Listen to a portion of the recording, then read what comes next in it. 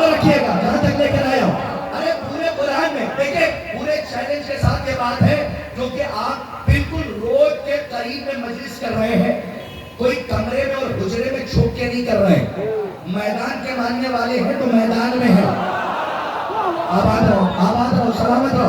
میدان کے ماننے والے ہیں تو میدان میں بات کر رہے ہیں. ہمارا کھلا چیلنج ہے, ہم نے رونا بھی میدان سے سیکھا, ہنسنا بھی میدان سے سیکھا, ہم چھپ کے کوئی بات کرتے ہی نہیں. اس لیے چیلنج کے ساتھ یہ بات کہہ رہا ہوں, یاد رکھیے گا کہ 6666 آیتوں میں یعنی قرآن مجید میں صرف ایک آیت ہے کہ جو ختم نبوت پر دلیل ہے. توجہ, اور وہ آیت جو میں نے تلاوت کی ہے اور پورے قرآن میں نہیں پہنچا میرا بندہ, آغاز امامت کی آیت ہے کہ جو منصب امامت ابراہیم سے چلا, لیکن پورے قرآن میں نوجوانوں توجہ اختتام امامت کی آیت نہیں ہے. پہنچے نہیں, میں کہاں پہنچا گیا. ارے پورے قرآن میں ختم امامت پر آیت کا نہ ہونا اس بات کی دلیل ہے کہ کوئی امام آج بھی ہے جو پردہ غیب میں ہے.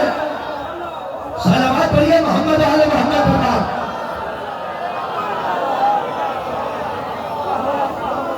آپ کو شاد و آباد رکھے. میری بات پہنچ رہی ہے. آپ کے گلاب ہوتے ہوئے چہرے منافقوں کے لیے خار ہے. آل محمد آپ کو یہ صاحب کیا بات ہے, جب سے آیا ہوں بڑی عجیب کیفیت ہے. جب آل محمد کے دشمنوں کے لیے کوئی بات کی جائے تو کبھی نظریں ادھر کبھی نظریں ادھر. ہاں, جب سے میں آیا ہوں سفر میں تو ہمارے یہاں عجیب و غریب ماحول ہو گیا کہ آل محمد کے دشمنوں پہ لعنت کی جائے تو زیادہ پڑھے لکھے کو زیادہ برا لگ جاتا ہے. تو لعنت کرنا کیا ہمارے ابا نے سکھایا ہے؟ لعنت کرنا چوتھے امام نے نماز میں سکھایا.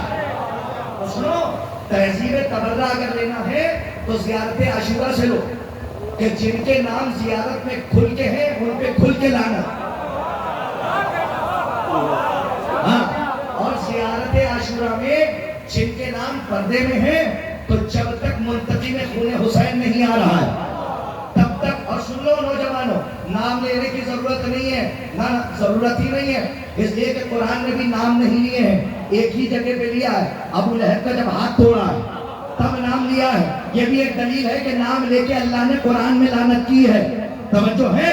تو اکثر جگہوں پہ صرف اور صرف صفت کے اعتبار سے لعنت کی. اور کیا کہا, جھوٹوں پر لعنت, ظالموں پر لعنت. اے میرے سرکار, ہم اور آپ بے وقوف ہو سکتے ہیں, لعنتیں بے وقوف نہیں ہوتی.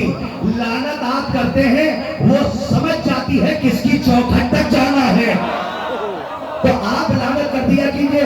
اور سنیے, زیادہ پڑھے لکھوں سے زیادہ اس پر بحث نہ کیا کیجئے, اس لیے کہ زمانہ خراب ہے. صبح میں علی کی ولایت میں رہیں گے, شام ہوتے ہوتے کب اس دائرے سے خارج ہو گئے خبر نہیں ہوگی. آخری زمانہ ہے, اپنے عقیدے اور اپنے ایمان کو بچا کر چلیے. اس لیے کہ ہم نے, ارے صاحب ان کے لیے دلیل دے رہا ہوں کہ جن کو لعنت بری لگتی ہے. دو ملک ہیں آج, ایک ہے ایران, کوئی مائک لال کاٹ کے دکھائے, عقلی دلیل دے کر جا رہا ہوں. اور جس کو برا لگے تو برا لگتا رہے, ہماری بلا سے برا لگے, لیکن آل محمد کا جب دفاع میں زبان کھول رہا ہوں تو ڈر صرف خدا کا اور آل رسول کا ہے, دنیا کا ڈر نہیں ہے, کیونکہ دنیا ہمارا گھر نہیں چلا رہی ہے, آل محمد کے کرم سے چل رہا ہے. اور یاد رکھیے گا, دو ملک ہے, ایک ہے ایران, ایک ہے امریکہ. تو امریکہ کھلا دشمن ہے ایران کا. اگر میں دو بچے بیٹھے اس سے پوچھوں بیٹا ایران سے محبت ہے تو یہ کہے گا ہے. توجہ آخری مجمع تک. تو کیا میں احمق ہوں, بے وقوف ہوں جو ان سے پوچھوں گا کہ امریکہ سے نفرت ہے کہ نہیں ہے؟ اور بچہ اگر یہ کہہ دے کہ مجھے امریکہ سے محبت ہے تو کیا میں احمق ہوں جو پلٹ کے پوچھوں گا ایران سے نفرت ہے یا نہیں ہے؟ ارے ایران کا چاہنے والا امریکہ کا دوست نہیں ہو سکتا. امریکہ کا امریکہ کا چاہنے والا ایران کا دوست نہیں ہو سکتا. تو کلیہ ہمارا ہے یا آپ کا ہے؟ جب ایران کا چاہنے والا امریکہ کا دوست نہیں ہو سکتا تو صحرا کا ماننے والا قاتل صحرا کا دوست. صلوات پر محمد.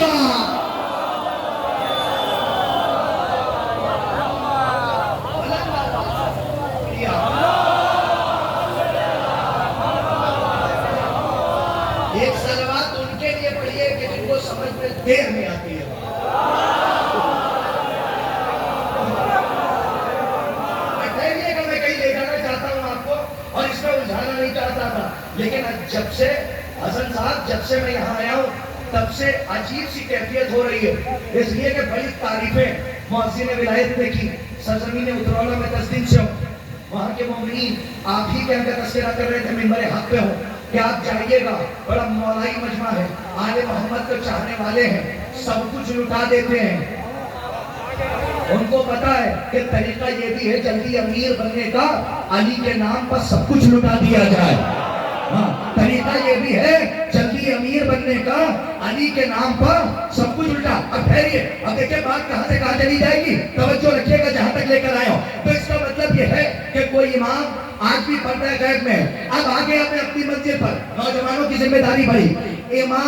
امامیہ کا عقیدہ ہے کہ امام کسی کے بنانے نہ بنانے سے نہیں بنتا. بنانا امام کسی کے بنانے نہ بنانے سے نہیں بنتا، بلکہ امام اللہ بنا کر بھیجتا ہے. ایک ایسی تعریف کر جاؤں کہ سال بھر یاد رکھیے گا. ہو سکتا ہے بچوں کو آیت نہ یاد ہو، روایت نہ یاد ہو، حدیث نہ یاد ہو، لیکن مکتب فکر جعفریہ میں امامت کی جو تعریف ہے وہ سن لو دو جملوں میں. اس میں پورا اشرا ہو سکتا ہے، پتہ نہیں کیسے آپ قبول کریں. امام کہتے ہی اسے ہیں کہ جو محتاج بیعت نہ ہو. امیا والوں میں نے بڑی بات کہی، آپ نے محسوس نہیں کی جو میں نے کہہ دیا. امام کسے کہتے ہیں؟ مسجد کا پیش امام نہیں. ہاں میں نے بھی پیش امامی کی ہے. مسجد کا پیش امام نہیں کہ جسے کمیٹی بناتی ہے، اس کی کیفیت بدلتی ہے، محراب میں کچھ، گھر میں کچھ، باہر کچھ، انڈیا میں کچھ، انڈیا کے باہر کچھ. یہ وہ ہے آپ کا بنایا ہوا کہ جس کی کیفیتیں بدلتی ہیں. میں اس امام کی بات کر رہا ہوں جو مطلع سے لے کے مقتے تک محمد ہو. حیوانات کو آباد رکھے. جو نبوت مزاج بستر پہ سو جائے تو پوری رات محمد نظر آئے. میں اس امام کی بات کر رہا ہوں. میری بات پہنچ رہی ہے آپ تک؟ امام کسے کہتے ہیں؟ یاد رکھنا نوجوان. امام کسے کہتے ہیں؟ امام وہ ہوتا ہے کہ جو محتاج بیعت نہ ہو. جب اس سے بیعت مانگی جائے، جب اس سے بیعت مانگی جائے تو وہ انکار کرے. کا دلیل کا سنیے دلیل. آج شاید کوئی نئی بات پڑھ کے چلا جاؤں. یاد رکھنا جیسے نبی حکیم امت ہوتا ہے ویسے ہی امام حکیم امت ہوتا ہے. حکیم لکھوانا مولانا اور ہے، حکیم منوانا اور ہے. حکیم کسے کہتے ہیں؟ حکیم جسے اللہ نے علم حکمت عطا کیا ہو اسے کہتے ہیں حکیم. اب سنیے، بغیر حکمت کے نہ نبی لکھتا ہے، نہ بغیر حکمت کے نبی بولتا ہے، ویسے ہی نہ بغیر حکمت کے امام لکھتا ہے. میں آپ سے دعا خاص چاہتا ہوں. اور نہ بغیر حکمت کے بولتا ہے. میں نے کہا امام وہ ہوتا ہے جو محتاج بیعت نہ ہو. بیعت کرو گے تب بھی امام، نہیں کرو گے تو تب بھی امام، کیونکہ تم نے ووٹنگ سے نہیں بنایا ہے. تم نے الیکشن کر کے نہیں بنایا. امام محتاج بیعت نہیں ہوتا. کائنات محتاج امام ہوتی ہے. جب اس سے بیعت مانگی جائے تو وہ بیعت سے انکار کرتا ہے. شاید کرو وہ دن جب دوسرے امام کا دور تھا، امام سبز قبا. شاید کہ کوئی نئی بات پڑھ کے چلا جاؤں تو دعا میں یاد رکھیے گا کہ امام حسن کا دور آیا تو جب مسئلہ بیعت آیا تو امام نے تلوار نہیں اٹھائی. کیا اٹھایا؟ قلم. جملے کی داد دے دیجیے گا. قلم اتنی تیز چل رہا تھا کہ ذوالفقار قربان ہو رہی تھی. کاش کہ اس کنائے کو آپ نے محسوس کیا ہوتا. صلح حسن کا قلم اتنی تیز چل رہا تھا شاید کہ آج کی مجلس میں کئی سوالوں کے جواب اسی ایک نقطے کے اندر ہوں. اور اس طالب علم حقیر فقیر رب ذلیل سراپہ تفسیر کو آپ اپنی نمازوں میں یاد رکھیے گا. تو یہی میرے لیے داد و تحصیل کا نذرانہ ہوگا. آپ دعا دے دیجیے گا. امام کے سامنے جب بیعت کا سوال آیا تو امام نے شنگ نہیں کی بلکہ کیا کیا؟ کہ ایک اسٹینڈ لیا. نوجوانوں غور سے سننا. کیا اسٹینڈ؟ کہ تلوار نہیں چلے گی. کب کیا چلے گا؟ کا قلم چلے گا. تو اب اتنے بڑے مجمع سے میرا ایک سوال ہے.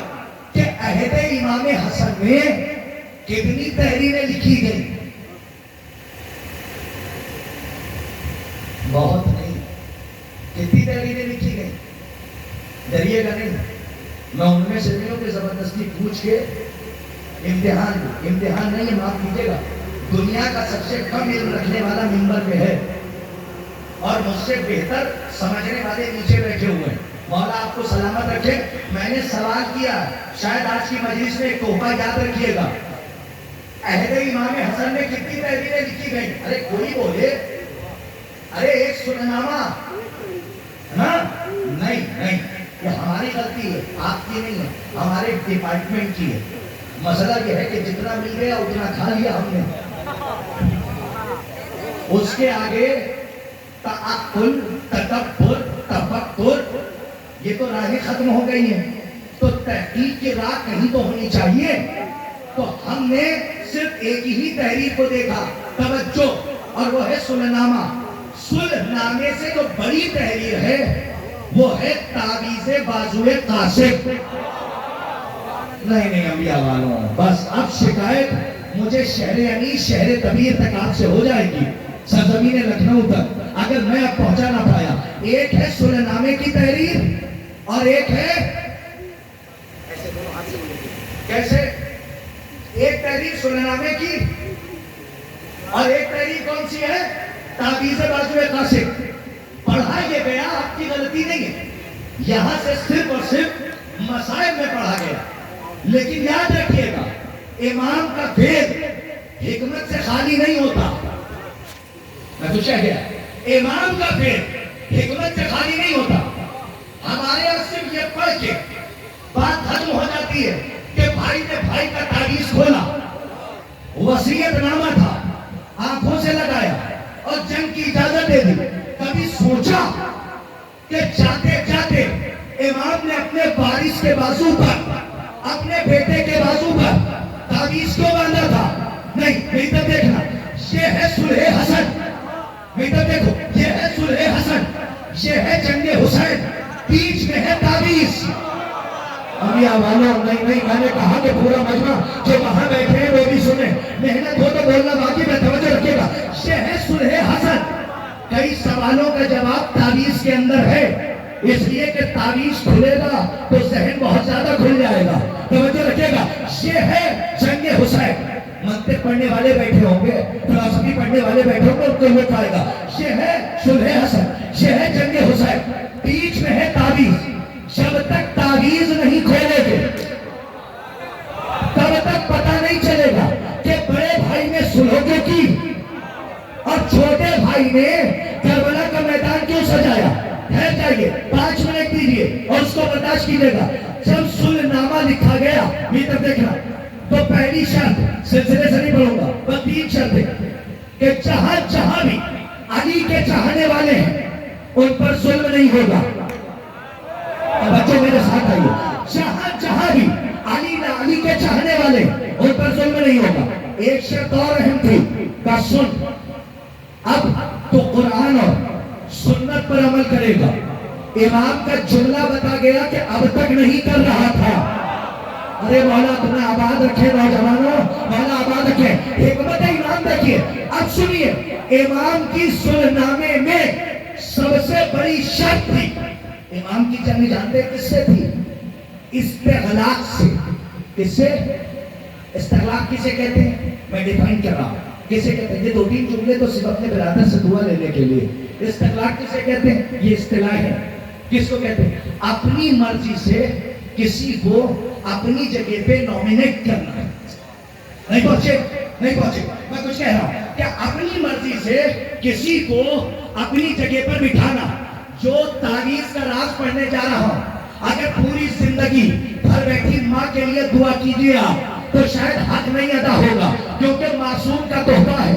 آپ تک ان سے بھیک مانگ کے پہنچا رہا ہوں. یاد رکھیے گا کہ تعویذ کو باندھا. امام کی جو سلحنامے میں سب سے بڑی شرط تھی وہ پتہ ہے کیا تھی؟ کہ اے امیر شام، اے فقیر شام، اپنے بعد، نہیں جملوں پہ غور نہیں کر رہا، اے فقیر شام اب اپنے بعد تو اپنی جگہ پر کسی کو اپنی مرضی سے بٹھا کر نہیں جائے گا. ٹھہرو. احترام کی بات ہے کہ تو اپنی جگہ پر اب اپنے بعد کسی کو بٹھا کر نہیں جائے گا. شرط اور مشروط کا قانون جانتے ہو. اس فاطل شرط فاطل مشروط کا کیا مطلب؟ کہ شرط ختم ہو گئی، مشروط ختم. مشروط ہے صلح، توجہ، اور شرط کیا ہے؟ کہ اپنے بعد تو اپنی جگہ پر، یاد رکھیے گا سال بھر، کہ اپنے بعد اپنی جگہ پر تو کسی کو بٹھا کر نہیں جائے گا. یاد رکھنا جس دن شرط ٹوٹی اس دن صلح ختم، جنگ شروع.